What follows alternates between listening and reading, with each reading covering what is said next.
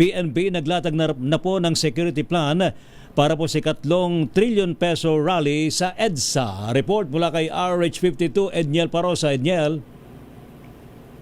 Pinaghahandaan na Ray at Mistea ng Philippine National Police ang 3 trillion peso march laban sa katiwalian nakasadong ismay sa ika-40 anibersaryo ng EDSA Revolution ngayong buwan.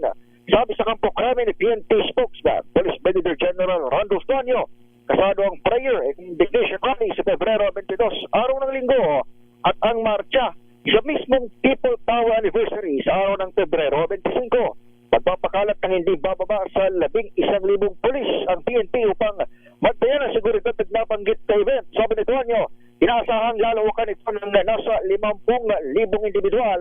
Patay na rin sa estima ng nasabing unang kanilang organizer. Pero sa ngayon, wala pang namomonitor ang PNP na ibang grupong nagbabalak ng hiwalay na pagtitipon sa ibang lugar dahil na nagdaang mga anti-corruption rally. Naura nang inilutang ng Armed Forces of the Philippines o AFP na may ilang grupong sinasadyang manira sa militar kasabay ng papalapit na anibersaryo ng EDSA 1. Pero sa ng PNP, batay naman sa kanilang monitoring, wala pa sila nakikitang banta pagkabat tuloy ang kanilang threat assessment bago ang pagtitipon. Pakinggan natin si General Tuanyo. Ito po ay gagawin ng 2 araw.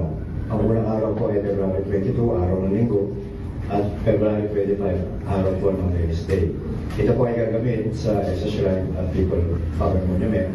At inasahan po natin na aabot po ng mahigit 50,000 ang nasabing magtitipon sa nasabing 40-year celebration of EDSA People Power Revolution.